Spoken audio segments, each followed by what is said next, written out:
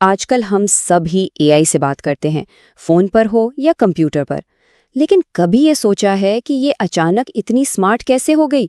اس کی کہانی کسی فلم سے کم نہیں، جس میں امید بھی ہے، ناکامی بھی، اور پھر ایک دھماکے دار واپسی بھی ہے۔ کیونکہ کچھ عرصہ پہلے تک تو یہ ٹیکنالوجی تقریباً ختم ہی ہو چکی تھی۔ تو پھر آخر ایسا ہوا کیا؟ یہ ٹیکنالوجی ناکامی کے دہانے سے نکل کر ہماری زندگیوں کا حصہ کیسے بن گئی؟ آج ہم اسی سوال کا جواب ڈھونڈنے نکلے ہیں۔ تو اس کا جواب وہ چھپا ہے ایک 60 سال لمبی کہانی میں۔ ایک ایسی کہانی جس میں پہلے تو زبردست امیدیں تھیں، پھر گہری مایوسی چھا گئی، اور آخر میں ایک ایسی کامیابی ملی جس نے ٹیکنالوجی کی دنیا میں انقلاب ہی برپا کر دیا۔ اس پورے اتار چڑھاؤ کو سمجھنے کے لیے ہمیں اے آئی ہائپ سائیکل کو دیکھنا ہوگا۔ یہ بالکل ایک رولر کوسٹر کی طرح ہے، جس میں ٹیکنالوجی کبھی آسمان کو چھوتی ہے اور کبھی سیدھا زمین پر آ گرتی ہے۔ اچھا، تو یہ ٹائم لائن دیکھیں، یہ ہماری کہانی کا پورا نقشہ ہے۔ یہاں دیکھیں، 1958 میں امید کی ایک لہر اٹھتی ہے، پھر 70 کی دہائی میں آتی ہے گہری مایوسی، 1986 میں ایک چھوٹی سی واپسی ہوتی ہے، لیکن پھر 2000 کی دہائی میں تو جیسے سب کچھ تھپی ہو جاتا ہے، اور پھر 2012 میں ہوتا ہے ایک دھماکہ۔ تو بات شروع ہوتی ہے 1958 سے۔ ایک سائنسدان نے پرسیپٹرون نامی چیز بنائی۔ یوں سمجھیں کہ یہ اے آئی کی دنیا کا پہلا قدم تھا، ایک بہت ہی سادہ سا دماغ جو تصویروں میں فرق کرنا سیکھ سکتا تھا۔ اس وقت کے حساب سے یہ کسی جادو سے کم نہیں تھا۔ لوگوں کو لگا کہ بس چند ہی سالوں میں انسانوں جیسی ذہین مشینیں بن جائیں گی۔ مگر ہوا یوں کہ یہ خوشی زیادہ دیر ٹک نہیں سکی۔ جلد ہی ماہرین نے یہ ثابت کر دیا کہ پرسیپٹرون بہت ہی محدود ہے۔ مطلب یہ آسان کام تو کر لیتا تھا، لیکن ذرا سے بھی پیچیدہ مسائل اس کے بس سے باہر تھے۔ یہ خبر ایک بم کی طرح گری، اور اے آئی پر تحقیق کا سارا جوش و خروش بالکل ٹھنڈا پڑ گیا۔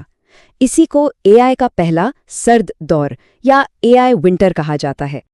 یہ فیلڈ اتنی غیر مقبول ہو گئی تھی کہ یقین کرنا مشکل ہے کہ سال 2000 میں اے آئی کی سب سے بڑی کانفرنس میں اگر کسی کے تحقیقی مقالے کے ٹائٹل میں نیورل نیٹ ورک کا لفظ بھی آ جاتا تو اس کے مسترد ہونے کا امکان سب سے زیادہ ہوتا تھا۔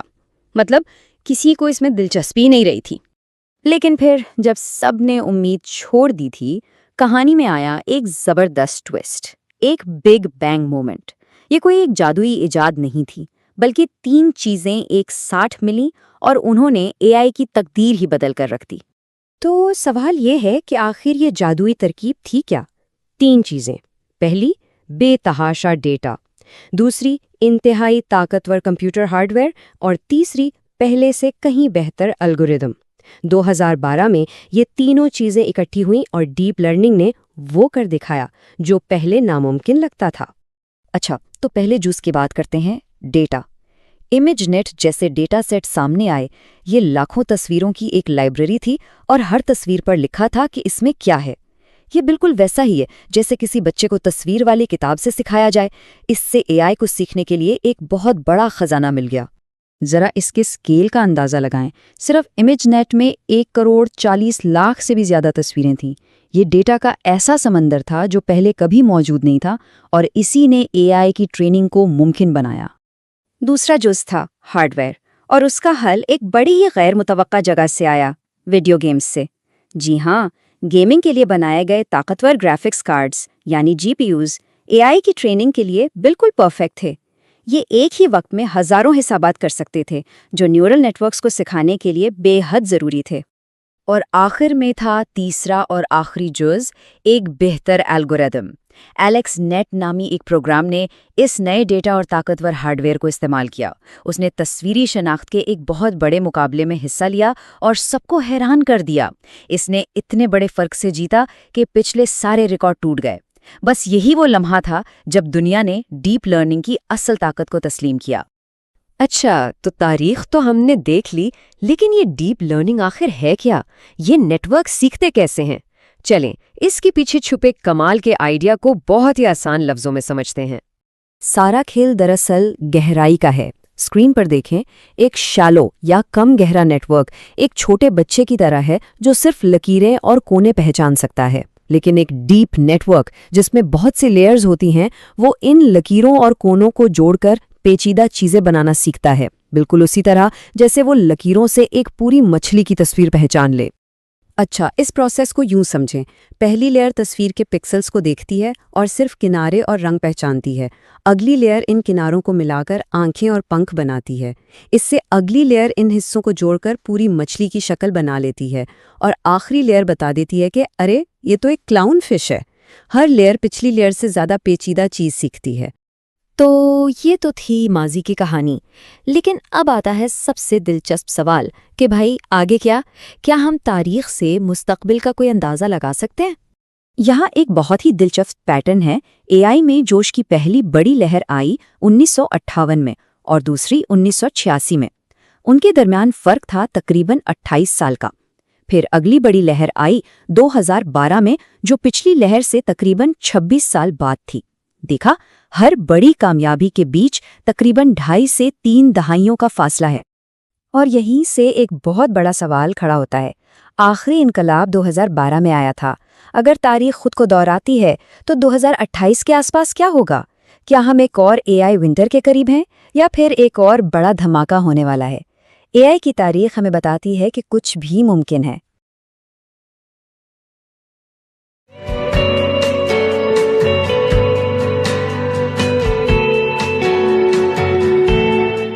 آج کل نا ہر طرف جہاں بھی دیکھیں آرٹیفیشل انٹیلیجنس یعنی اے آئی کا ہی شور ہے۔ بالکل ایسا ہی ہے، ہر جگہ یہی بات ہو رہی ہے۔ جی، ہم خبروں میں دیکھتے ہیں یا سوشل میڈیا پر نت نئی تصاویر اور ویڈیوز سامنے آ رہی ہوتی ہیں، اور سچ تو یہ ہے کہ ہم میں سے لگ بھگ ہر شخص نے ہی پچھلے کچھ عرصے میں چیٹ جی پی ٹی وغیرہ کا استعمال تو ضرور کیا ہوگا۔ جی بالکل کیا ہوگا۔ لیکن میں سوچ رہی تھی کہ کیا ہم واقعی جانتے ہیں کہ اس سب کے پیچھے اصل میں کون سی ٹیکنالوجی کام کر رہی ہے؟ یہی تو سب سے بڑا سوال ہے۔ ہاں، تو آج کے اس تفصیلی جائزے کا مقصد بالکل یہی ہے۔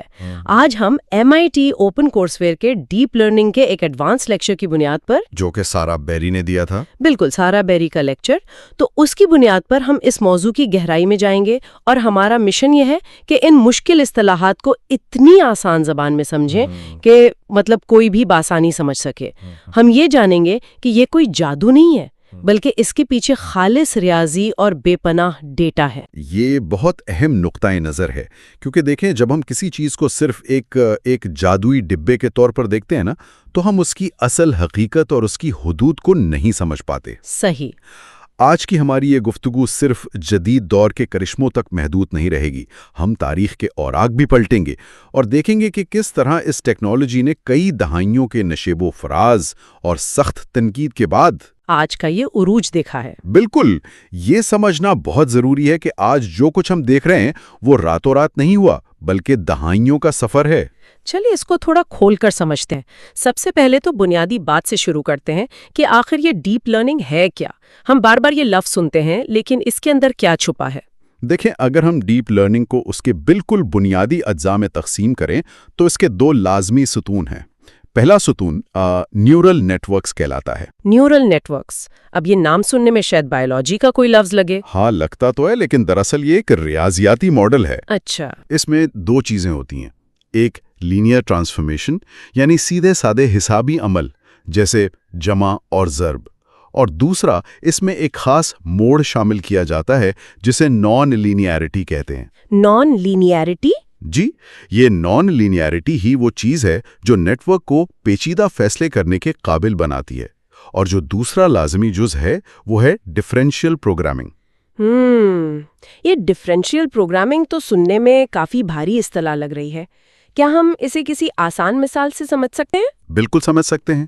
روایتی طور پر ہم کمپیوٹر کو قدم بقدم ہدایات دیتے ہیں کہ بھائی یہ کرنا ہے۔ بالکل ایسی کرتے ہیں۔ لیکن ڈفرینشیل پروگرامنگ ایک ایسا انداز ہے جہاں ہم پروگرام کو صرف ایک ہدف دیتے ہیں، اور پروگرام آہستہ آہستہ گریڈینٹ بیسڈ آپٹیمائزیشن کی مدد سے اپنے اندرونی حصوں یا پیرامیٹرز کو خود بخود تبدیل کرتا ہے۔ یعنی آسان الفاظ میں یہ ایک ایسا نظام ہے جو اپنی غلطیوں کو ناپ سکتا ہے اور پھر خود کو بہتر بنانے کے لیے اپنے اندر تبدیلیاں لا سکتا ہے۔ بالکل درست، اور یہی وہ چیز ہے جو اسے سیکھنے کے قابل بناتی ہے۔ مطلب ایک طرف ریاضیاتی ڈھانچہ ہے اور دوسری طرف خود کو مسلسل بہتر بنانے کا ایک خودکار عمل. یہ واقعی کمال کی بات ہے، لیکن جیسا کہ پہلے ذکر ہوا، اس کا سفر ہمیشہ اتنا سیدھا نہیں رہا نا؟ جی بالکل بھی نہیں. MIT کے اس لیکچر میں 28 سالہ ادوار کا ذکر کیا گیا ہے جنہیں ہائپ سائیکلز کہا گیا ہے. ذرا تاریخ کے اس اتار چڑھاؤ کے بارے میں بتائیے، یہ کیا ماجرا ہے؟ تاریخ پر نظر ڈالیں تو ہم دیکھتے ہیں کہ 1958 میں روزن بلاٹ نامی سائنسدان نے پرسیپٹرون نامی ایک ماڈل متعارف کروایا تھا. اچھا، 1958 میں؟ جی، یہ ایک انتہائی ابتدائی نیورل نیٹ ورک تھا جس کا مقصد تصاویر کی پہچان کرنا تھا. اس وقت دنیا میں تہلکہ مچ گیا. اخبارات نے سرخیاں لگائیں کہ بس اب مشینیں انسانوں کی طرح سوچنے لگیں گی. ظاہر ہے 50 کی دہائی میں جب کمپیوٹر کمروں کے برابر ہوتے تھے، اس وقت تو ایسی بات کسی سائنس فکشن فلم جیسی لگتی ہوگی. بالکل، لوگوں کو لگا کہ بس کچھ ہی سالوں میں انسانی ذہانت پیچھے رہ جائے گی. زبردست جوش و خروش تھا. پھر اس جوش کے ساتھ کیا ہوا؟ وہ قائم کیوں نہیں رہا؟ وہ زیادہ دیر قائم نہ رہ سکا کیونکہ 1972 میں منسکی اور پیپٹ نامی دو انتہائی معتبر سائنسدانوں نے ایک کتاب شائع کی. اور اس کتاب نے سب بدل دیا؟ جی، اس کتاب نے اس تمام جوش پر پانی پھیر دیا. انہوں نے محض زبانی تنقید نہیں کی بلکہ باقاعدہ ریاضیاتی ثبوت کے ساتھ پرسیپٹرون کی خامیاں اجاگر کیں. کیا خامیاں تھیں؟ انہوں نے ثابت کیا کہ یہ ماڈل ایکس اور جیسے بنیادی منطقی مسائل کو حل کرنے کی صلاحیت ہی نہیں رکھتا. اس تنقید کا اثر اتنا تباہکن تھا کہ حکومتوں اور اداروں نے ریسرچ فنڈنگ بالکل روک دی. مطلب مکمل طور پر بند کر دی؟ جی، اس دور کو ہم AI ونٹر یا مصنوعی ذہانت کی پہلی سرد مہری کہتے ہیں. کئی سالوں تک کوئی قابل ذکر کام نہیں ہوا. یہ کتنا حیران کن ہے کہ محض ایک کتاب جس میں کچھ ریاضیاتی ثبوت تھے، اس نے پوری انڈسٹری کو منجمد کر دیا. تو پھر اس سرد مہری سے نکلنے کا راستہ کیسے ملا؟ 1986 میں کوئی پیش رفت ہوئی تھی؟ جی، 1986 میں ایک نیا تصور آیا جسے بیک پروپیگیشن کہتے ہیں. Back propagation? ہاں، اس نے وہ سب سے بڑا مسئلہ حل کر دیا جس کی نشاندہی منسکی نے کی تھی. اب ایک کے بجائے ملٹی لیئر نیٹ ورکس کو ٹرین کرنا ممکن ہو گیا. یعنی نیٹ ورک اب اپنی غلطی کو آخری تہہ سے لے کر پہلی تہہ تک واپس بھیج سکتا تھا؟ بالکل، اور اپنے پیرامیٹرز درست کر سکتا تھا. اس سے ثابت ہوا کہ پیچیدہ مسائل حل ہو سکتے ہیں. ریسرچ کی دنیا میں جوش و خروش واپس لوٹ آیا. لیکن یہ امید بھی شاید زیادہ دیر تک روشنی نہ بکھیر سکی، کیونکہ پھر ایک اور تاریک دور آیا جسے دوسری سرد مہری کہا جاتا ہے. وہ کیسے ہوا؟ یہاں سب سے حیران کن بات یہ ہے کہ اکیڈمیا کا کلچر کیسا ہو گیا تھا. سن 2000 کے آس پاس حالات ایسے تھے کہ نیورل نیٹ ورکس پر کام کرنا کیریئر کے لیے برا سمجھا جانے لگا. واقعی؟ MIT کے لیکچر میں بتایا گیا ہے کہ اگر کوئی محقق اپنا ریسرچ پیپر نیورپس جیسی بڑی کانفرنس میں بھیجتا اور اس کے عنوان میں نیورل یا نیٹ ورک کا لفظ ہوتا تو کیا ہوتا تھا؟ تو وہ پیپر عموماً پڑھے بغیر ہی مسترد کر دیا جاتا تھا. پڑھے بغیر ہی؟ یہ تو بہت عجیب بات ہے. تو پھر لوگ اپنا کام کیسے شائع کرواتے تھے؟ انہیں اپنے کام کو چھپانا پڑتا تھا. اگر اسی پیپر میں گوسین یا روایتی شماریات کے الفاظ استعمال کیے جاتے تو اسے قبول کر لیا جاتا تھا. یہ تو واقعی دوسری بڑی سرد مہری تھی. بالکل، کیونکہ اس وقت کمپیوٹرز کے پاس اتنی طاقت نہیں تھی کہ وہ ان پیچیدہ ماڈلز کو چلا سکیں، اور ڈیجیٹل ڈیٹا بھی نہیں تھا. لوگ مایوس ہو گئے تھے.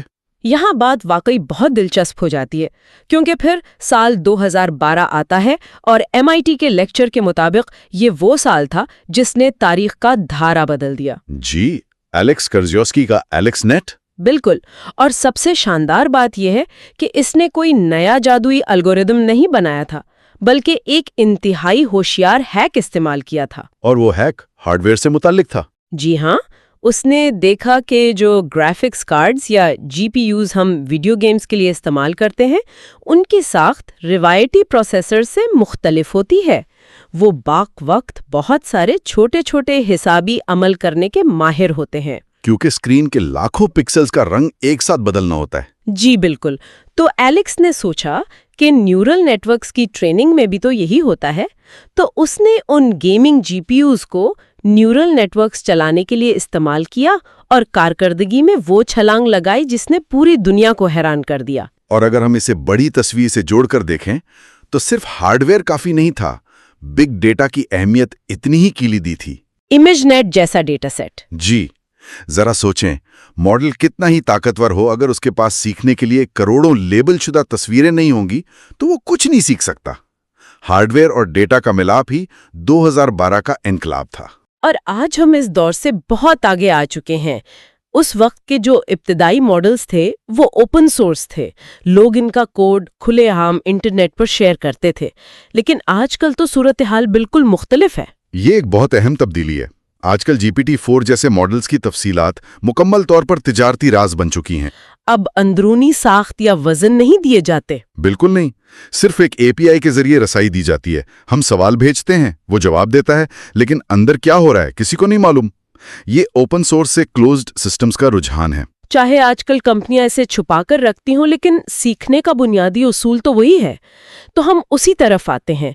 हमने ग्रेडियंट डिसेंट का नाम लिया था, इसे कोई आसान सी मिसाल देकर वाजे करें। फर्ज करें एक शख्स की आंखों पर पट्टी बंधी है और उसे एक ऊंचे नीचे पहाड़ी इलाके में छोड़ दिया गया है। अच्छा। इसका मकसद सबसे गहरी खाई तक पहुंचना है। वो देख नहीं सकता तो वो अपने पैरों से ढलवान महसूस करेगा। जिस तरफ जमीन नीचे जाएगी वो कदम बढ़ा लेगा।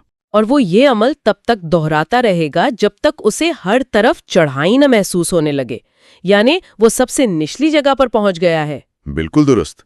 न्यूरल नेटवर्क्स भी यही करते हैं। वो पहाड़ नेटवर्क की गलतियों या लॉस का पहाड़ है। नेटवर्क का मकसद अपनी गलती कम करना है। तो ग्रेडियंट डिसेंट उस ढलान को नापता है? जी, रियाजी के जरिए ढलान नापता है और पैरामीटर्स को तब्दील करता है। लाखों कदमों के बाद मॉडल कम तरीन गलती वाली जगह पर पहुंचकर सीख जाता है। जबरदस्त मिसाल है। लेकिन मॉडल को कैसे पता चलता है कि वाकई कोई ढलान है? मैंने पढ़ा है कि इब्तिदाई दौर में एक स्टेप फंक्शन इस्तेमाल होता था जिससे मॉडल फंस जाते थे। उसी अंधे शख्स की मिसाल लें। अगर वो किसी पहाड़ पर नहीं बल्कि बिल्कुल हमवार छत पर खड़ा है तो उसे ढलान नहीं मिलेगी। उसे ग्रेडियंट 0 कहते हैं। अच्छा, तो स्टेप फंक्शन भी हमवार था? जी, उसका ग्राफ बिल्कुल सीधा होता था, फिर अचानक सीढ़ी की तरह ऊपर जाता था। इस सीधे हिस्से की वजह से मॉडल फंस जाता था। तो इसका हल रेलू की शक्ल में निकला। मैंने सुना है एलेक्स नेट की कामयाबी में रेलू का बड़ा किरदार था। रेलू यानी रेक्टिफाइड लीनियर यूनिट।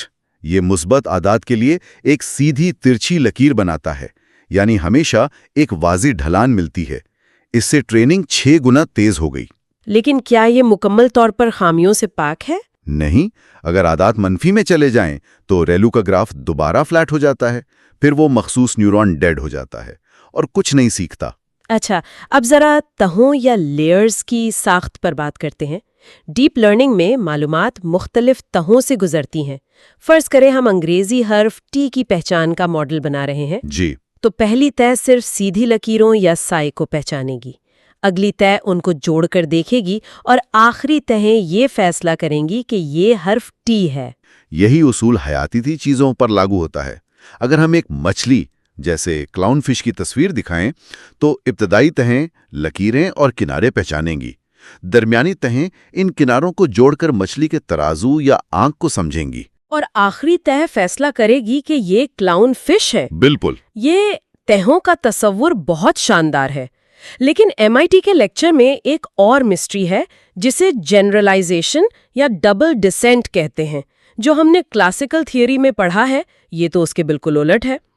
क्लासिकल नजरिया एक तालिबे इल्म की तरह है जो पर्ची रट लेता है। अगर उसके पैरामीटर ज्यादा हों तो वो पुराना सवाल तो हल कर लेगा, लेकिन नए सवाल पर फेल हो जाएगा। इसे ओवरफिटिंग कहते हैं। तो फिर डीप लर्निंग के बड़े मॉडल्स जिनमें अरबों पैरामीटर्स होते हैं वो रट्टा वाले मरहले में क्यों नहीं फंसते? यही डबल डिसेंट है। जब हम मॉडल को बहुत बड़ा कर देते हैं और बेपनाह डेटा देते हैं तो वो अचानक रट्टा मारना छोड़ देता है और वसी उसूलों को समझना शुरू कर देता है। यानी वो नए डेटा पर भी शानदार काम करता है। इसे जनरलाइजेशन कहते हैं। जी, और इसके पीछे की मुकम्मल रियाजी को रिसर्चर्स आज भी समझने की कोशिश कर रहे हैं। कमाल की बात है। और जब हम साइज और स्केल की बात कर रहे हैं तो लेक्चर में दिमाग के साइज का बहुत दिलचस्प मुवाजना किया गया है। जी, वो मुवाजना बहुत अहम तनाजुर फराहम करता है। हम सुनने वालों को बताते हैं, एक छोटे कीड़े सी एलिगेंस के आसाबी निज़ाम में सिर्फ 302 न्यूरॉन्स होते हैं। एक फ्रूट फ्लाई के दिमाग में 15,000 न्यूरॉन्स होते हैं और वो उड़ान भरने के पेचीदा काम कर लेती है।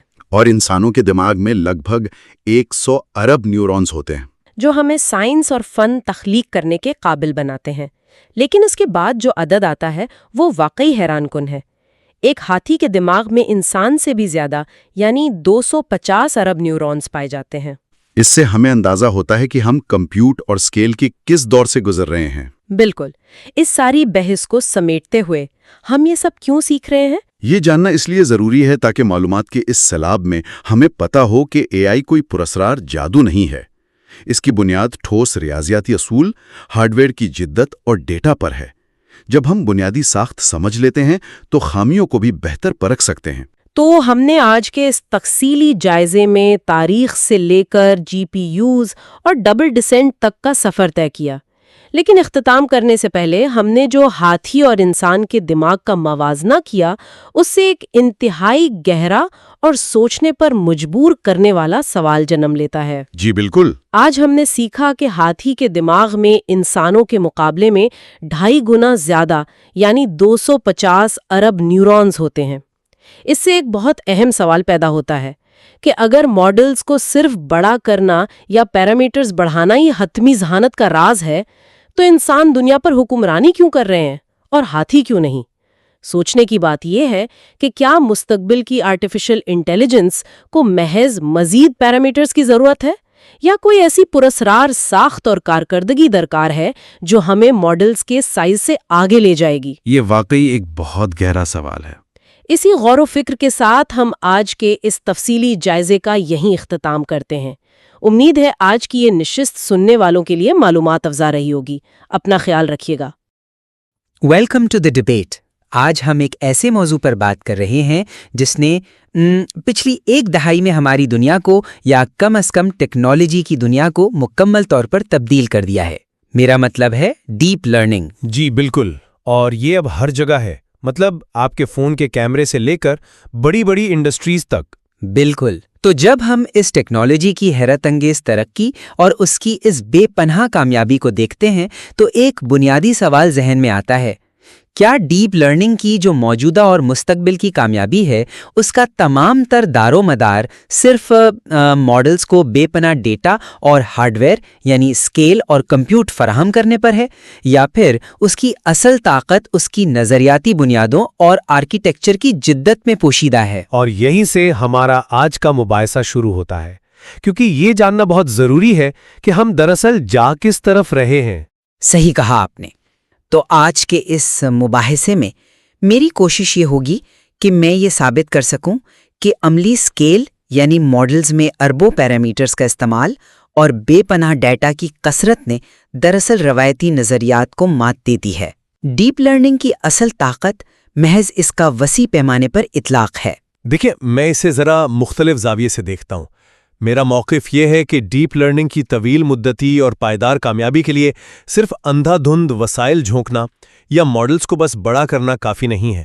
محض ہارڈ ویئر کی طاقت پر انحصار کرنے کے بجائے نظریاتی گہرائی، مؤثر ڈیزائن اور ڈفرینشیل پروگرامنگ جیسی آرکیٹیکچر کی جدت ہی وہ اصل وجوہات ہیں جو اس ٹیکنالوجی کو مستقبل کے لیے پائیدار بناتی ہیں۔ ہم صرف اس سوچ کے ساتھ آگے نہیں بڑھ سکتے کہ بڑا ماڈل ہی ہمیشہ بہتر ماڈل ہے۔ مجھے آپ کا یہ نقطہ نظر سمجھ آ رہا ہے، لیکن میں اپنے افتتاحی بیان سے اس بات کو مزید واضح کرنا چاہوں گی کہ اگر ہم سورس مواد اور حال ہی کی تاریخ کو دیکھیں نا، تو ڈیپ لرننگ کا موجودہ انقلاب مکمل طور پر اسکیل کی فتح ہے۔ ہم 2012 کی مثال لے لیتے ہیں، جب ایلیکس نیٹ نے دنیا کو حیران کیا اور امیج ریکگنیشن میں ایک نیا ریکارڈ قائم کیا، تو کیا اس کامیابی کا اصل راز کوئی نیا ریاضی فارمولا تھا؟ نہیں، فارمولا تو پرانا ہی تھا۔ بالکل نہیں، اس کا راز گرافکس پروسیسنگ یونٹس یعنی جی پی یوز کا زبردست استعمال اور امیج نیٹ جیسے انتہائی بڑے ڈیٹا سیٹس تھے۔ اس نے ثابت کیا کہ نظریہ پہلے سے موجود تھا، بس ہمیں اسکیل درکار تھا۔ یہ ایک زبردست پوائنٹ ہے اور میں مانتا ہوں کہ ایلیکس نیٹ واقعی ایک ٹرننگ پوائنٹ تھا، لیکن اگر ہم اس کی کامیابی کو صرف ہارڈ ویئر تک محدود کر دیں گے تو یہ زیادتی ہوگی۔ مطلب ایلیکس نیٹ کی کامیابی میں ریلو ایکٹیویشن فنکشن کا بہت بڑا ہاتھ تھا، جو کہ خالصتاً ایک نظریاتی تبدیلی تھی۔ ڈیپ لرننگ بنیادی طور پر نیورل نیٹورکس کے منظم ڈھانچے کا نتیجہ ہے، جہاں ہم لینئر ٹرانسفارمیشنز کو پوائنٹ وائز نان لینیئرٹیز کے ساتھ جوڑتے ہیں۔ صحیح۔ اور اگر ہم صرف ماڈل کو بڑا کرنے کی بات کریں تو سورس مواد ہمیں یہ بھی یاد دلاتا ہے کہ ان بڑے ماڈلز کی ٹریننگ کے انتہائی سنگین ماحولیاتی اور کاربن نقصانات ہیں۔ مطلب آپ بائیو ڈائیورسٹی پر ریسرچ کے لیے ماڈل بنا رہے ہیں اور اسی کی ٹریننگ سے ماحول کو تباہ کر رہے ہیں۔ پائیداری کے لیے ہمیں یہ سمجھنا ہوگا کہ ماڈل اندرونی طور پر کام کیسے کرتا ہے۔ میں دیکھ سکتی ہوں کہ آپ پائیداری پر بہت زور دے رہے ہیں اور یہ واقعی ایک اہم مسئلہ ہے، لیکن اگر ہم خالص کارکردگی کی بات کریں تو کلاسک تھیوری کا زوال ہمارے سامنے ہے۔ کلاسک مشین لرننگ ہمیں سکھاتی تھی کہ اگر آپ کے ماڈل میں ضرورت سے زیادہ پیرامیٹرز ہوں گے تو وہ ڈیٹا کو اوور فٹ کر دے گا۔ جی بالکل، یعنی وہ صرف ٹریننگ ڈیٹا کا رٹا لگا لے گا اور نئے ڈیٹا پر بالکل فیل ہو جائے گا۔ یہ ایک ایسا اصول تھا جسے پتھر پر لکیر سمجھا جاتا تھا۔ بالکل، جسے ہم بائس ویریئنس ٹریڈ آف کہتے ہیں، جہاں گراف میں ایک خاص حد کے بعد ایرر دوبارہ بڑھنا شروع ہو جاتا ہے۔ بالکل وہی، لیکن آج ذرا بڑے ماڈلز کو دیکھیں۔ آج ہم ڈبل ڈسینٹ کا حیرت انگیز رجحان دیکھتے ہیں۔ ڈبل ڈسینٹ ہمیں بتاتا ہے کہ جب ماڈلز ایک خاص حد سے زیادہ بڑے ہو جاتے ہیں اور انہیں ہم اوور پیرامیٹرائزڈ کر دیتے ہیں تو وہ حیرت انگیز طور پر اوور فٹ ہونے کے بجائے نئے سرے سے ڈیٹا پوائنٹس کے درمیان انٹرپولیٹ کر کے بہترین جنرلائزیشن دیتے ہیں۔ اس کو اگر ہم سادہ الفاظ میں سمجھیں تو یہ ایسا ہے کہ آپ نے ایک طالب علم کو امتحان کے لیے اتنی زیادہ کتابیں دے دی ہیں کہ اس نے رٹا لگانے کے بجائے اچانک پورا کانسیپٹ ہی سمجھ لیا ہے۔ یہ کلاسیکی تھیوری کی واضح موت ہے اور اسکیل کی غیر متنازع فتح ہے۔ تو آپ کہہ رہی ہیں کہ طالب علم کو بس کتابوں کے نیچے دبا دو اور وہ خود ہی آئنسٹائن بن جائے گا؟ آپ کا یہ ڈبل ڈسینٹ کا استدلال دلچسپ ضرور ہے، مگر مجھے یہ دلیل اتنی ہضم نہیں ہو رہی۔ ڈبل ڈسینٹ کا رجحان بے شک موجود ہے، لیکن یہ کہنا کہ اس نے کلاسیکل تھیوری کو مار دیا ہے، یہ ایک بہت بڑا دعویٰ ہے۔ ڈبل ڈسینٹ کا مطلب یہ نہیں ہے کہ ہم اندھیرے میں تیر چلاتے رہیں۔ ذرا ہائپ سائیکلز کی تاریخ پر نظر دوڑائیں، جو سورس مواد میں بھی زیر بحث آئی ہے۔ 1958 میں جب پرسیپٹرون آیا تو بالکل ایسا ہی جوش و خروش تھا۔ اخبارات نے لکھا کہ جلد ہی مشینیں چلیں گی، بات کریں گی اور خود سوچیں گی۔ لیکن وہ ایک سنگل لیئر ماڈل تھا، اس کی واضح حدود تھی۔ بالکل، اور وہ حدود 1972 میں منسکی اور پیپرڈ نے نظریاتی طور پر ثابت کی جب انہوں نے بتایا کہ سادہ پرسیپٹرون XOR کا مسئلہ حل نہیں کر سکتا۔ اس نظریاتی خامی کی وجہ سے پہلا AI ونٹر آیا اور ساری فنڈنگ روک گئی۔ پھر 1980 کی دہائی میں ہم نے بیک پروپیگیشن دیکھی، دوبارہ جوش پیدا ہوا، لیکن 2000 کی دہائی میں ہم نے پھر زوال دیکھا۔ نیورپس کانفرنس میں سال 2000 میں اگر آپ کے ریسرچ پیپر کے ٹائٹل میں نیورل نیٹ ورک ہوتا تھا نا، تو وہ پیپر سیدھا مسترد ہو جاتا تھا۔ یہ ہر 28 سال بعد آنے والا سائیکل ہے۔ کیا آپ کو نہیں لگتا کہ ہم محض اسکیل کے بلبوتے پر ایک نئے ہائپ سائیکل کے غبارے میں ہوا بھر رہے ہیں جو کسی بھی وقت پھٹ سکتا ہے؟ میں اس بات سے متفق ہوں کہ ماضی میں ہائپ سائیکلز آئے ہیں، لیکن میں موجودہ دور کو ماضی کی طرح بالکل نہیں دیکھتی۔ آج ہم 1970 یا 2000 کی دہائی میں نہیں ہیں۔ موجودہ انقلاب محض وعدوں یا کسی پیپر کی تھیوری پر نہیں کھڑا، بلکہ اس کی بنیاد ایک ٹھوس عملی انفراسٹرکچر پر ہے۔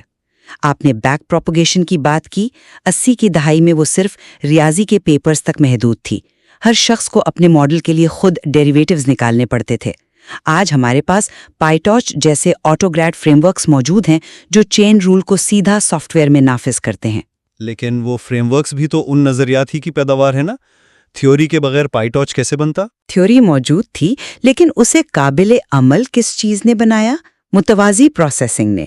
آج ہزاروں GPUs ایک ساتھ کام کر رہے ہیں۔ لائن جیسے اربوں امیجز کے ڈیٹا سیٹس موجود ہیں۔ ہم نے اس سائیکل کو مستقل توڑ دیا ہے کیونکہ اب ہمارے پاس وہ کمپیوٹیشنل طاقت ہے جس کی ماضی کے سائنسدان صرف خواہش کر سکتے تھے۔ یہ کوئی ایسا غبارہ نہیں ہے جو پھٹ جائے گا۔ یہ وہ ٹیکنالوجی ہے جسے آج کروڑوں لوگ روزانہ استعمال کر رہے ہیں، چاہے وہ چیٹ GPT ہو یا کوئی اور ٹول۔ میں یہ تسلیم کرتا ہوں کہ ہارڈ ویئر اور ڈیٹا نے ہمیں بہت آگے دھکیلا ہے اور آٹو گریڈ جیسے ٹولز نے زندگی انتہائی آسان کر دی ہے۔ لیکن اگر آپ واقعی سمجھتی ہیں کہ صرف ہارڈ ویئر اور اوور پیرامیٹرائزیشن نے سب کچھ حل کر دیا ہے، تو ہمیں یہ حقیقت نہیں بھولنی چاہیے کہ آج کا ڈیپ لرننگ ماڈل ایک بلیک باکس بن چکا ہے۔ ہم وسائل جھونک رہے ہیں لیکن ہمیں اندر کا میکانزم ہی نہیں پتا۔ لیکن اگر وہ کام کر رہا ہے تو؟ کام کرنا ایک الگ بات ہے۔ آپ نے ڈبل ڈسینٹ کی بات کی کہ بڑے ماڈلز خود بخود سادہ اصول سیکھ لیتے ہیں، لیکن سورس مواد کے مطابق اس وقت انڈسٹری میں کوئی بھی یقین سے نہیں جانتا کہ چوڑائی اور گہرائی کا مثالی توازن کیا ہونا چاہیے۔ اسے اکیڈمیا میں مذاقاً گریڈ اسٹوڈنٹ گریڈینٹ ڈسینٹ کہا جاتا ہے، یعنی پی ایچ ڈی ریسرچرز بس تکے لگا رہے ہیں کہ کون سا ہائپر پیرامیٹر کام کرے گا، بغیر سمجھے وسائل کو جھونکنا، چاہے وہ وقتی طور پر کتنے ہی کامیاب کیوں نہ ہو، اصل سائنس نہیں ہے۔ تو کیا آپ یہ کہہ رہے ہیں کہ جب تک ہم ریاضیاتی طور پر ہر چیز کا ثبوت نہ نکال لیں، ہمیں عملی نتائج کو کوڑے دان میں ڈال دینا چاہیے؟ دیکھیں، پریکٹس ہمیشہ تھیوری سے آگے چلتی ہے۔ ہوائی جہاز کے اڑنے کی ایروڈائنامکس بعد میں پوری طرح سمجھی گئیں، ہوائی جہاز پہلے اڑ گیا تھا۔ ایلیکس نیٹ میں آپ نے خود ریلو کا ذکر کیا۔ ریلو کا استعمال کوئی نظریاتی معجزہ نہیں تھا، بلکہ ایک تجرباتی فیصلہ تھا جس نے ماڈل کو پچھلے طریقوں کے مقابلے میں 6 گنا تیزی سے کنورج کیا۔ جب ایک ماڈل اربوں ڈیٹا پوائنٹس پر ٹرین ہوتا ہے نا، تو وہ لامحالہ ان کے درمیان موجود پیٹرنز کو سیکھ ہی لیتا ہے۔ یہاں میں ٹوکوں گا، کیونکہ ریلو کی مثال تو دراصل میری بات کو ہی تقویت دیتی ہے۔ بے شک ریلو نے ٹریننگ کو تیز کیا، لیکن سورس مواد واضح کرتا ہے کہ اس میں ایک بہت بڑی نظریاتی خامی بھی ہے۔ اگر آپ کے ماڈل میں ویٹس اس طرح اپڈیٹ ہوں کہ ریلو فنکشن سختی سے منفی حصے میں چلا جائے تو وہ نیورون ہمیشہ کے لیے ڈیڈ ہو جاتا ہے۔ آہاں، ڈیڈ نیورون کا مسئلہ۔ جی، اس کا گریڈینٹ 0 ہو جاتا ہے اور وہ مزید کچھ نہیں سیکھ سکتا۔ اسے گریڈینٹ کولیپس کہتے ہیں۔ اب اگر ہم صرف بلائنڈ سکیلنگ کر رہے ہیں اور ہمیں اس نظریاتی کمزوری کا علم ہی نہیں ہے تو ہم اپنے اربوں پیرامیٹر ضائع کر رہے ہوں گے۔ یہ ڈیڈ نیورون کا مسئلہ موجود ضرور ہے، لیکن پریکٹس میں ہم نے بیچ نارملائزیشن اور دیگر تکنیکوں سے اسے بھی تو قابو کر لیا ہے نا؟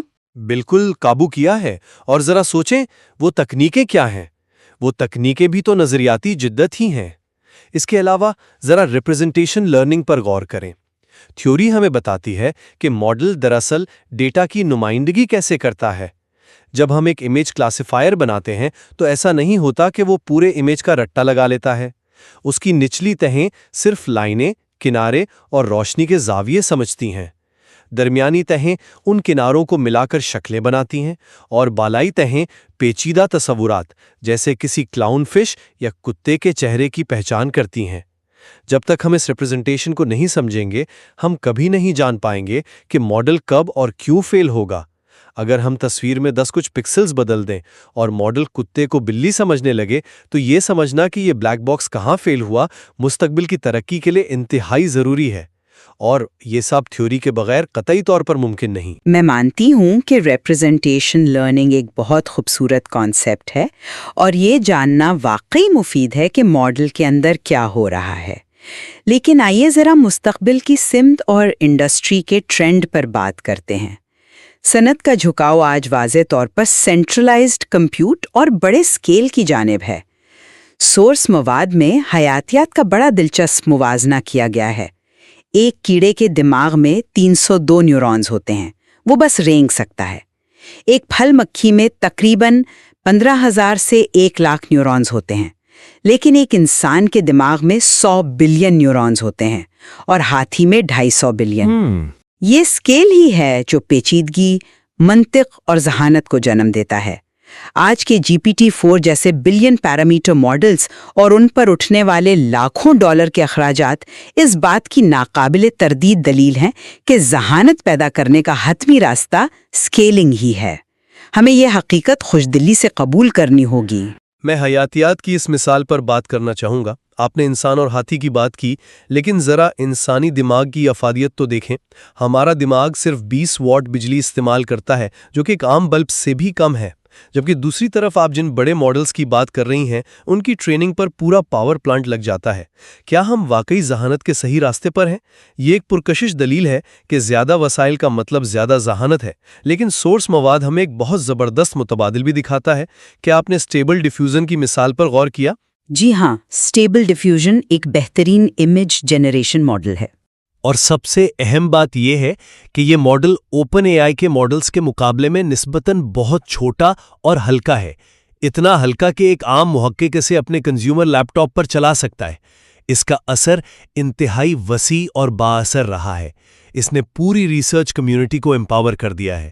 اس سے یہ ثابت ہوتا ہے کہ مستقبل کا اصل اور پائیدار راستہ بے پناہ کمپیوٹ کو سینٹرلائز کرنا نہیں ہے، بلکہ ماڈیولر یوز اور ٹرانسفر لرننگ ہے۔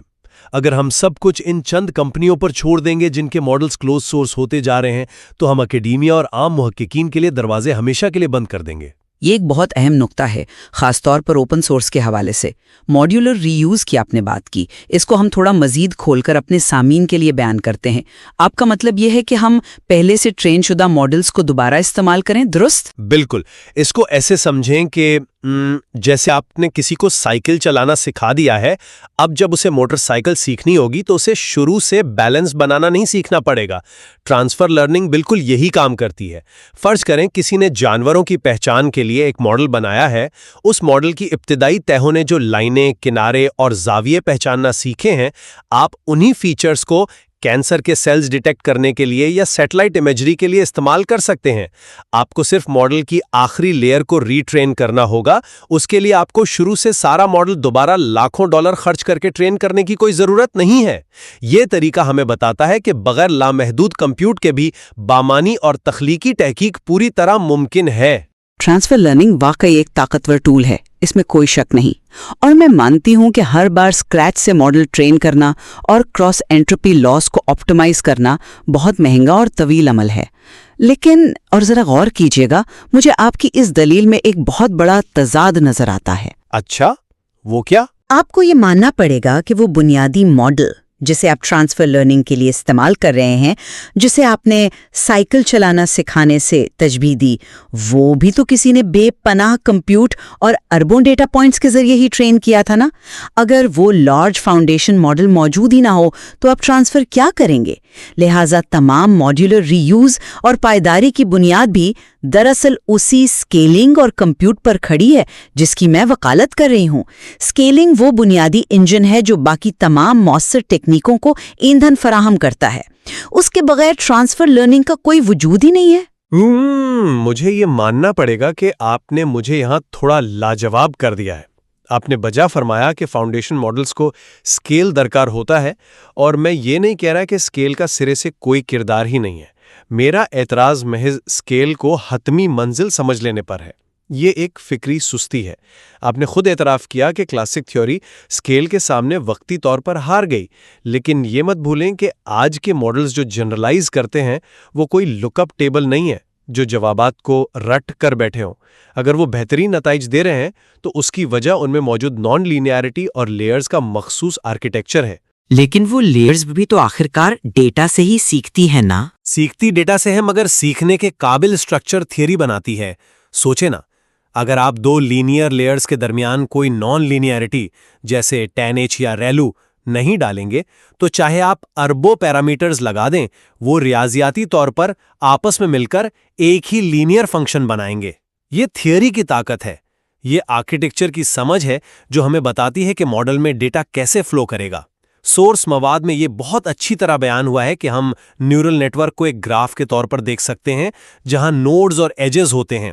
یہ سمجھنا کہ کس طرح لیٹر ٹی کو پہچاننے کے لیے ایک لائن کلاسیفائر کو روٹیٹ کر کے استعمال کیا جا سکتا ہے، بجائے اس کے کہ ہم ٹی کی پہچان کے لیے لاکھوں تصویروں پر ایک نیا ماڈل ٹرین کریں۔ یہ ڈفرینشیل پروگرامنگ کی اصل روح ہے۔ میں آپ کے اس پوائنٹ سے مکمل اتفاق کرتی ہوں کہ نان لینیئرٹی اور تہوں کا استعمال بنیادی اہمیت کا حامل ہے، اور سورس مواد میں بھی یہ بات واضح کی گئی ہے کہ اگرچہ آپ ایک انتہائی چوڑی اور صرف 2 تہوں والی نیٹ ورک سے دنیا کا کوئی بھی فنکشن اپروکسیمیٹ کر سکتے ہیں، لیکن وہ عملی طور پر بہت ہی غیر مؤثر ہوتا ہے۔ گہرائی کا اضافہ دراصل اسی لیے کیا گیا تاکہ کم پیرامیٹرز میں زیادہ پیچیدہ فنکشن سیکھے جا سکیں۔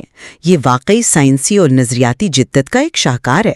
بالکل، یہی میری دلیل کی اصل بنیاد ہے۔ لیکن میری دلیل یہ ہے کہ یہ نظریاتی شاہکار اور یہ جدتیں اس وقت تک صرف کاغذوں پر لکھی مساواتیں رہیں جب تک انہیں جی پی یوز کی متوازی پروسیسنگ اور ٹینسرز کی شکل میں ڈیٹا کے لاکھوں بیچز فراہم نہیں کیے گئے۔ اگر ہم ایک مثال لیں تو نظریاتی بنیادیں شاید بیج کی طرح ہوں گی، لیکن سکیلنگ وہ زمین اور پانی ہے جس کے بغیر وہ بیج کبھی تناور درخت نہیں بن سکتا، اور آج کی ڈیپ لرننگ کی عمارت اسی کمپیوٹ کے بلبوتے پر کھڑی ہے۔ میں آپ کے اس استعارے کی داد دیتا ہوں. بیج اور پانی والی بات واقعی سوچنے پر مجبور کرتی ہے.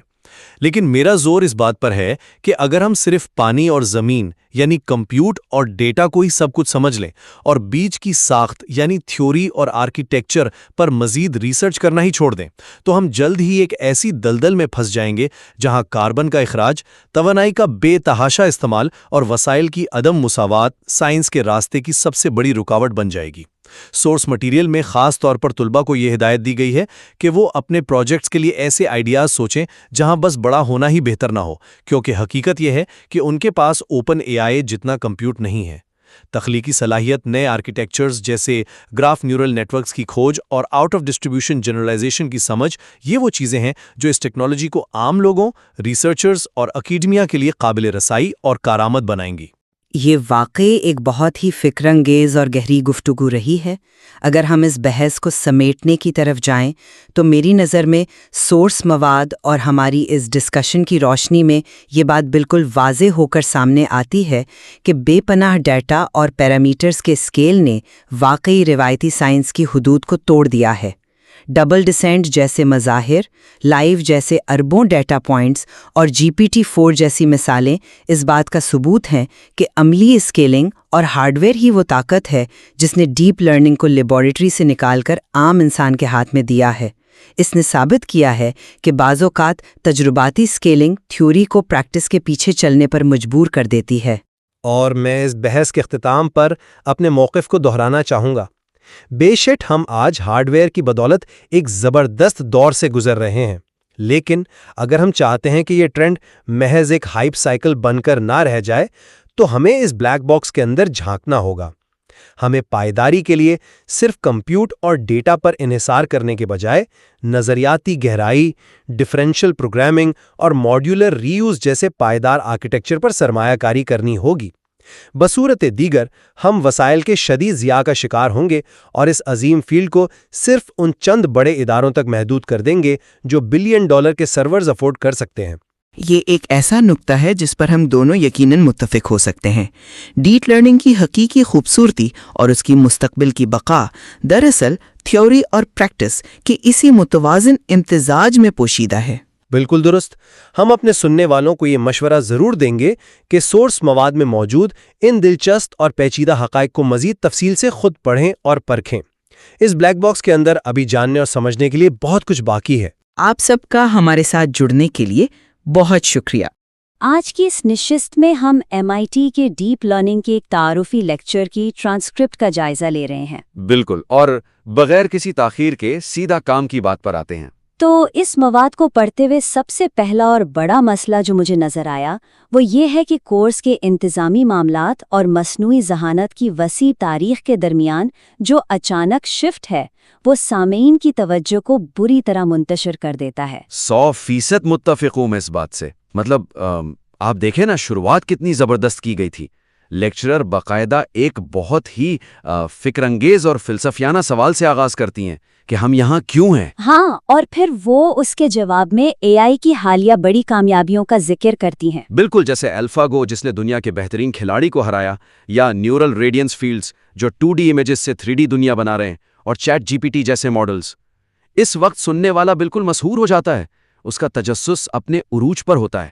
وہ سوچ رہا ہوتا ہے کہ واو، ہم دنیا کو بدل دینے والی ٹیکنالوجی پڑھنے جا رہے ہیں. صحیح، لیکن اس کے فوراً بعد کیا ہوتا ہے؟ گویا ایک بریک لگتی ہے اور اگلے 15 منٹ تک صرف یہ بتایا جاتا ہے کہ گریڈنگ کا طریقہ کار کیا ہوگا، پروجیکٹ کے اصول کیا ہیں، پائی ٹارچ کے اسائنمنٹس کیسے جمع کروانے، ہاں، اور کلاس میں چیٹنگ کی پالیسی کیا ہے. مطلب یہ ایک بہت بڑا اینٹی کلائمیکس ہے.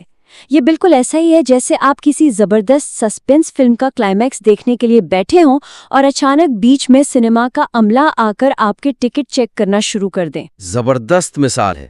دیکھیں، یہ انتظامی تفصیلات جنہیں ہم ہاؤس کیپنگ کہتے ہیں، ظاہر ہے کہ ایک یونیورسٹی کورس کے لیے بہت ضروری ہیں۔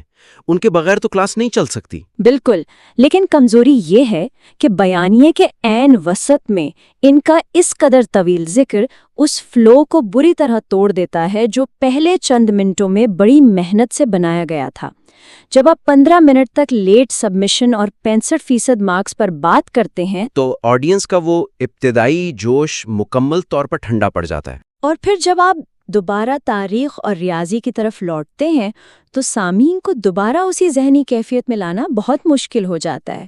تو سوال یہ پیدا ہوتا ہے کہ اس کا حل کیا ہے؟ میری تجویز یہ ہے کہ ان تمام انتظامی معلومات اور قواعد و ضوابط کو مواد کے بالکل آخر میں منتقل کر دیا جائے، یا پھر سب سے بہترین طریقہ یہ ہے کہ اسے کسی الگ سلیبس ڈاکیومنٹ کا حصہ بنا دیا جائے، جس کا محض ایک سرسری سا حوالہ دے کر بات آگے بڑھائی جائے۔ ایک مؤثر پریزنٹیشن کا ہدف ہی یہ ہونا چاہیے کہ وہ اپنے سامعین کو شروع سے لے کر آخر تک اپنے موضوع کے سحر میں جکڑے رکھے۔ بالکل، اگر آپ ان دفتری امور کو لیکچر کے آخری 10 منٹ میں رکھتے ہیں، جب آپ تکنیکی بحث مکمل کر چکے ہوں، تب تک سامعین کو اس کورس کی اہمیت کا پوری طرح اندازہ ہو چکا ہوتا ہے، اور وہ خود یہ جاننا چاہتے ہیں کہ اس کورس کو پاس کیسے کرنا ہے۔ اور ایک اور ٹھوس مثال لیتے ہیں۔ اگر آپ کو کچھ چیزیں شروع میں بتانی ہی ہیں تو انہیں بیانیے کا حصہ بنانے کی ضرورت ہے، جیسے انہوں نے فائنل پروجیکٹ کا ذکر کیا جس میں طلبہ کو ایک بلاگ پوسٹ لکھنی ہے۔ ہاں، جیسے ٹرانسکرپٹ میں محض ایک اصول کے طور پر پیش کیا گیا ہے۔ بالکل، محض ایک رول۔ اس کے بجائے کیا ہی زبردست ہو اگر ہم اس پروجیکٹ کو کورس کے مقصد اور تکنیکی مواد کے درمیان ایک پل کے طور پر استعمال کریں۔ آپ آڈینس کو بتائیں کہ دیکھیں، ڈیپ لرننگ کی دنیا اتنی تیزی سے بدل رہی ہے کہ آج کے دور میں ماڈلز کو سمجھانا اتنا ہی اہم ہے جتنا انہیں بنانا۔ واو، یہ بہت سٹرونگ اینگل ہے نا؟ آپ کہیں کہ اس لیے ہم نے فائنل پروجیکٹ میں بلاگ پوسٹ کو لازمی قرار دیا ہے تاکہ آپ پیچیدہ تکنیکی تصورات کو عام لوگوں تک پہنچانے کا فن سیکھ سکیں۔ اب یہ سن کر طالب علم کو یہ نہیں لگے گا کہ یہ کوئی بورنگ اصول ہے، بلکہ اسے لگے گا کہ یہ میری پروفیشنل ٹریننگ کا حصہ ہے۔ یہ ہاؤس کیپنگ کو بامقصد بنانے کا بہترین طریقہ ہے، اور یہی سلوک ہم پرابلم سیٹس یا پی سیٹس کے ساتھ کر سکتے ہیں۔ ان کو بھی لیکچر کے بالکل آخر میں رکھا جا سکتا ہے۔ جب آپ اپنی ساری انسپریشن دے چکے ہوں، تب آپ کہیں کہ ان تمام چیزوں کو خود بنانے کے لیے آپ کو ہمارے پرابلم سیٹس حل کرنے ہوں گے۔ اس طرح آپ کا بیانیہ بغیر کسی رکاوٹ کے چلتا رہتا ہے۔ اچھا، اس پریزنٹیشن میں آڈینس کو لے کر ایک اور بڑی عجیب سی چیز نظر آتی ہے جو میرا اگلا پوائنٹ ہے۔ یہ مواد ایڈوانسڈ گریجویٹ سطح کی مہارت فرض کرنے اور بالکل بنیادی تصورات کی انتہائی باریک پینی سے وضاحت کے درمیان غیر متوقع طور پر جھولتا ہے۔ بالکل، یہ بہت واضح کنٹراسٹ تھا۔ اگر ہم نوٹس کو دیکھیں تو یہ واضح طور پر بتایا گیا ہے کہ یہ کوئی انٹروڈکٹری یا ابتدائی کلاس نہیں ہے، بلکہ یہ advanced graduate level deep learning ہے۔ ہاں، لیکچرر باقاعدہ پوچھتی ہیں کہ کلاس میں کتنے لوگوں نے پہلے ریسرچ پیپرز پبلش کیے ہیں، اور کئی لوگ ہاتھ کھڑے کرتے ہیں، یعنی آڈینس کا لیول بہت ہائی ہے۔ لیکن اس کے باوجود لیکچر کا ایک بہت بڑا حصہ، تقریباً آدھا وقت، ان چیزوں پر صرف کیا گیا کہ پرسیپٹرون کیا ہوتا ہے، لینئر کلاسیفائر کیسے کام کرتا ہے، اور ایکٹیویشن فنکشنز کی بنیادی وجوہات کیا ہیں۔ یہ پریزنٹیشنز کا ایک بہت کلاسک مسئلہ ہے۔ ہوتا یہ ہے کہ جب آپ کوئی مشکل موضوع پڑھا رہے ہوتے ہیں تو آپ کے ذہن میں ہمیشہ یہ خوف رہتا ہے کہ کہیں کوئی پیچھے نہ رہ جائے۔ آپ سب کو ساتھ لے کے چلنا چاہتے ہیں، لیکن اس کوشش میں آپ ان ماہر سامعین کو نظر انداز کر دیتے ہیں جن کے لیے یہ کلاس اصل میں ڈیزائن کی گئی تھی۔ جب آپ ایک ایسی کلاس میں جہاں طلباء پہلے ہی مشین لرننگ کے بیسک کورسز پڑھ چکے ہیں، پرسیپٹرون کے بنیادی کام کرنے کے طریقے اور لینئر سیپریبلٹی کو اس قدر طوالت سے سمجھانا شروع کر دیتے ہیں، تو ان کی توجہ فوراً ہٹ جاتی ہے، اور وہ بور ہونے لگتے ہیں، شاید یہ سوچنے لگتے ہیں کہ کیا یہ واقعی ایک ایڈوانسڈ کورس ہے یا وہ غلطی سے کسی انڈر گریڈ کلاس میں آ بیٹھے ہیں۔ مطلب مواد کا دعویٰ اور اس کی اصل پیشکش آپس میں متضاد نظر آتے ہیں۔ تو میری تجویز یہاں یہ ہے کہ ان بنیادی تصورات کو مکمل طور پر نئے سرے سے پڑھانے کے بجائے انہیں صرف علامتوں یا نوٹیشن کو واضح کرنے اور کلاس کو ایک پیج پر لانے کے لیے ایک سرسری جائزہ، یعنی ایک ریپڈ فائر ریکیپ کے طور پر استعمال کیا جائے۔ بالکل، ایک ایڈوانسڈ کورس میں پچھلے تصورات کا اعادہ صرف اس حد تک ہونا چاہیے کہ آپ اپنے مخصوص سمبلز متعارف کروا سکیں تاکہ جب آگے جا کر آپ کوئی پیچیدہ مساوات بورڈ پر لکھیں تو کسی کو کنفیوژن نہ ہو۔ اسے باقاعدہ ایک تفصیلی سبق نہیں بننا چاہیے۔ اس کی ایک ٹھوس مثال ایکس اور پرابلم کی لی جا سکتی ہے۔ ٹرانسکرپٹ میں ایکس اور کے مسئلے کو، جو یہ بتاتا ہے کہ لینئر کلاسیفائر کیوں فیل ہوتے ہیں، گراف اور تفصیلی ڈائیگرامز کی مدد سے بہت لمبا کر کے سمجھایا گیا ہے۔ ہاں، وہ کافی طویل حصہ تھا۔ اس کی بجائے کیا ہونا چاہیے؟ ماڈلز کافی نہیں ہیں اور ہمیں ملٹی لیئر پرسیپٹرون کی ضرورت پڑی، اور بس اس کے ساتھ ہی آپ آگے بڑھ جائیں۔ اور اسی طرح ریلو کی مثال بھی دی جا سکتی ہے۔ ایکٹیویشن فنکشنز کے حصے میں سگموئڈ اور ٹین ایچ کے بعد ریلو کو اس طرح سمجھایا گیا ہے جیسے سامعین نے کبھی میکس فنکشن دیکھا ہی نہ ہو۔ اس کے گراف کو بہت تفصیل سے ڈسکس کیا گیا ہے۔ حالانکہ ایک بہتر اور زیادہ پراثر طریقہ یہ ہو سکتا ہے کہ آپ ایک ہی سلائیڈ پر ان تینوں کے یعنی سگموئڈ، ٹین ایچ اور ریلو کے گراف ایک ساتھ دکھائیں اور ایک تقابلی چارٹ پیش کریں۔ آج کے جو جدید لارج لینگویج ماڈلز ہیں ان میں ریلو یا اس کی جدید شکلیں استعمال کرنا کیوں ناگزیر ہو گیا ہے؟ آپ بات کریں کہ یہ گریڈینٹ ڈسینٹ کی رفتار کو کیسے تیز کرتا ہے اور وینیشنگ گریڈینٹ کے مسئلے کو کیسے حل کرتا ہے۔ اس طرح آپ سامعین کی ذہانت کی توہین کیے بغیر انہیں وہ کانٹیکسٹ دے دیں گے جس کی انہیں ایڈوانس ریسرچ کے لیے ضرورت ہے۔ صحیح۔ یہ ریپڈ فائر ریکیپ کا طریقہ واقعی آڈینس کو انگیج رکھنے کے لیے بہترین ہے۔ اچھا، اس مواد میں ایک اور چیز جس پر بہت تفصیل سے بات کی گئی ہے اس کی طرف آتے ہیں۔ مصنوعی ذہانت کے عروج و زوال کی تاریخی ٹائم لائن بلا شبہ بہت دلچسپ ہے، لیکن یہ ماضی کی ناکامیوں کو موجودہ جدید ماڈلز کی خامیوں سے جوڑنے کا ایک انتہائی اہم موقع گنوا دیتی ہے۔ یہ بہت اہم پوائنٹ ہے۔ اگر ہم اس تاریخی حصے کو دیکھیں تو بات شروع ہوتی ہے 1958 میں روزن بلاٹ کے پرسیپٹرون سے، پھر ذکر آتا ہے 1972 کا جب منسکی اور پیپرٹ نے اس پر تنقید کی اور فیلڈ میں ایک جمود آ گیا جسے ہم اے آئی ونٹر کہتے ہیں۔ اور اس کے بعد 1980 کی دہائی کی بیک پروپیگیشن اور پھر سیدھا 2012 کے ایلیکس نیٹ تک کی کہانی سنائی گئی ہے۔ خاکہ تو واقعی بہت زبردست اور معلوماتی انداز میں پیش کیا گیا ہے، لیکن خامی یہ ہے کہ یہ تاریخی جائزہ 2012 میں آ کر اور پھر آج کی موجودہ صورتحال کا ایک مختصر سا ذکر کر کے محض ایک پیشین گوئی پر ختم ہو جاتا ہے۔ لیکچرر سوال کرتی ہیں کہ کیا ہم 2028 تک ایک نئے ونٹر کا شکار ہوں گے یا نہیں؟ اور یہاں سب سے بڑی کمزوری یہ ہے کہ یہ تاریخ محض ایک کہانی یا ٹریویا بن کر رہ گئی ہے۔ ہسٹری کا مقصد خاص طور پر ایک گریجویٹ سطح کی ٹیکنیکل کلاس میں صرف یہ بتانا نہیں ہوتا کہ ماضی میں کن لوگوں نے کیا کیا۔ تو پھر کیا مقصد ہونا چاہیے آپ کے خیال میں؟ اس کا اصل مقصد یہ ہونا چاہیے کہ ماضی کی خامیاں آج کے ماڈلز کو سمجھنے اور مستقبل کے مسائل کو حل کرنے میں کیسے مدد دے سکتی ہیں۔ سامعین کے ذہن میں تاریخ کا یہ حصہ سن کر ایک ہی سوال ابھرتا ہے کہ سو واٹ؟ اس ساری کہانی کا میرے آج کے ریسرچ پروجیکٹ سے کیا تعلق ہے؟ بالکل، اور یہ پریزنٹیشن ماضی کے ان اے آئی ونٹرز کو آج کے سنگین اور پیچیدہ مسائل سے براہ راست منسلک نہیں کرتی۔ مثال کے طور پر آج کے دور میں جب ہم بڑے ماڈلز کو ٹرین کرتے ہیں تو اس پر کروڑوں ڈالر کا خرچ آتا ہے۔ ان کی ٹریننگ سے پیدا ہونے والے کاربن کے اخراج کا بہت بڑا مسئلہ ہے۔ اوور پیرامیٹرائزیشن کا مسئلہ ہے، جہاں ہم اربوں پیرامیٹرز استعمال کر رہے ہیں، اور سب سے بڑھ کر یہ کہ یہ ماڈلز ایک بلیک باکس کی طرح ہے جن کے اندرونی فیصلوں کو سمجھنا بہت مشکل ہے۔ اگر ہم منسکی کی پرانی تنقید کو، جس نے پوری فیلڈ کو کئی سالوں تک روکے رکھا، آج کے ان مسائل سے کنیکٹ نہیں کرتے تو ہم نے تاریخ کو صرف ایک دلچسپ واقعے کے طور پر ضائع کر دیا۔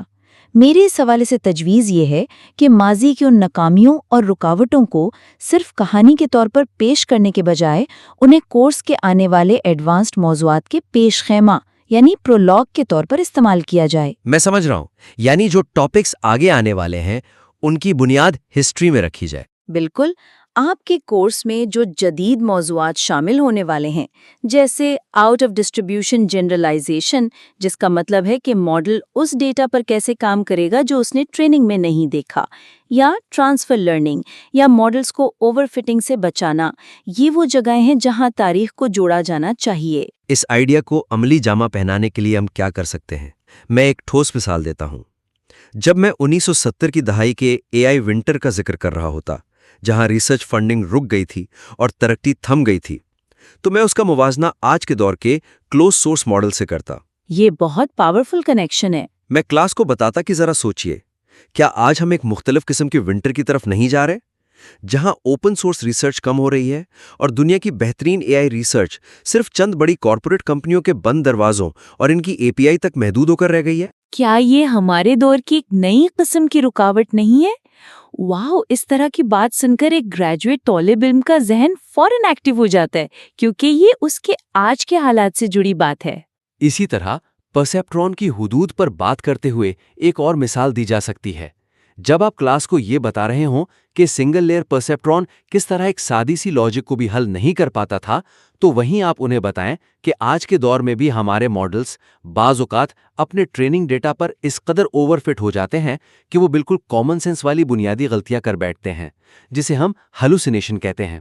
آپ ان سے سوال کریں کہ کیا منسکی کی وہ پرانی تنقید آج کے بلین پیرامیٹر ماڈلز پر بھی کسی حد تک لاگو ہوتی ہے؟ اس طرح کے سوالات اٹھانے سے ہسٹری کا حصہ محض ایک معلوماتی سلائیڈ نہیں رہے گا، بلکہ وہ براہ راست آپ کی ایڈوانس تھیوری، آپ کی کلاس کے بنیادی مقاصد اور طلبہ کے ریسرچ انٹرسٹ کے ساتھ جڑ جائے گا۔ اس سے ان کے اندر ایک تنقیدی سوچ بیدار ہوگی۔